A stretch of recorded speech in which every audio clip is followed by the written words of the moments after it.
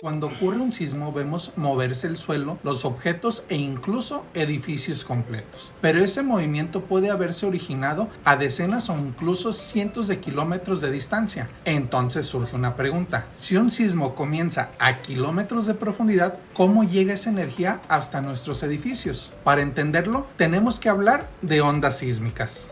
¿Cómo viaja la energía de un sismo? Todo comienza debajo de nuestros pies, en una falla. Los esfuerzos pueden acumularse en las rocas hasta que ocurre una ruptura y parte de la energía almacenada comienza a liberarse. A partir de esta ruptura, parte de la energía se propaga a través de la Tierra en formas de ondas sísmicas. Pero aquí aparece algo importante. No todas las ondas se mueven de la misma manera y tampoco viajan a la misma velocidad. Algunas se propagan por el interior de la Tierra, las conocemos como ondas de cuerpo, y otras se propagan principalmente asociadas a la superficie. Primero, entendamos las ondas de cuerpo. Ondas P. Las primeras en llegar normalmente son las ondas P, de primarias. Son ondas compresionales. Imagina que comprimes y estiras un resorte. En este caso, las partículas del material oscilan hacia adelante y hacia atrás aproximadamente en la misma dirección en que se propaga la onda. Se forman zonas alternadas de compresión y dilatación. Además, son las ondas sísmicas más rápidas y por eso suelen ser las primeras que registra una estación sísmica.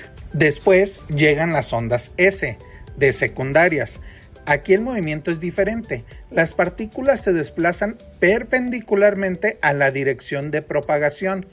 Podemos imaginarlo de manera sencilla como el movimiento producido al sacudir una cuerda. Las ondas S viajan más lentamente que las ondas P y producen deformaciones de cortante en el medio. Y esa diferencia de velocidad tiene una aplicación muy interesante.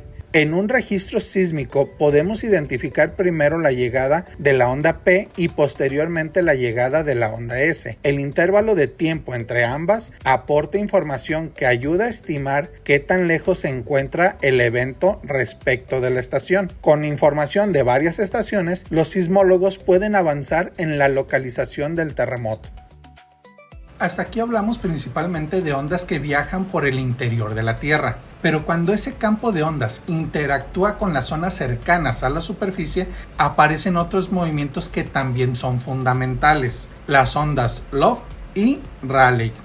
Cerca de la superficie, el fenómeno se vuelve todavía más interesante. Las ondas interactúan con la superficie y con las capas someras del terreno, y dentro de ese campo de movimiento también aparecen las llamadas ondas superficiales. Entre las más conocidas se encuentran las ondas Love y Rayleigh.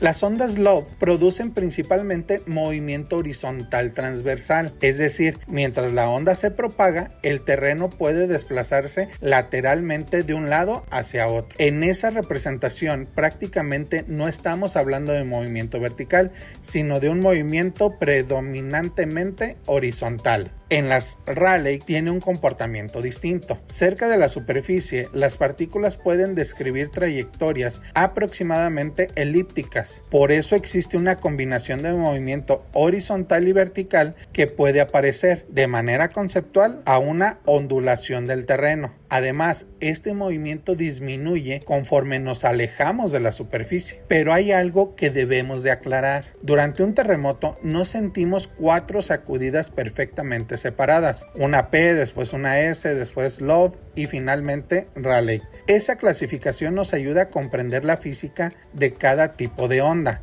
El movimiento que realmente llega a un sitio es mucho más complejo. Intervienen diferentes ondas, frecuencias, amplitudes y fases, además del recorrido que siguió la energía y de las características del terreno. No todas esas contribuciones forman el movimiento que finalmente experimenta el suelo. Y ahora podemos cerrar el círculo. Ese movimiento termina llegando al sitio donde se encuentra nuestra estructura, el terreno acelera, la cimentación se mueve junto con él, pero las masas del edificio, debido a la inercia, tienden a resistir ese cambio de movimiento. Entonces, observa toda la secuencia: ruptura, liberación de energía, propagación de ondas, movimiento del terreno, respuesta de la estructura. Lo que vemos moverse en un edificio es solamente el último eslabón de una cadena mucho más grande.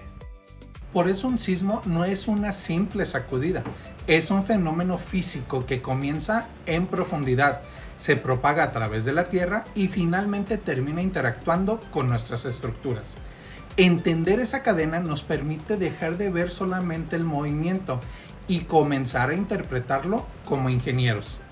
Academia Linge, criterio antes que memoria.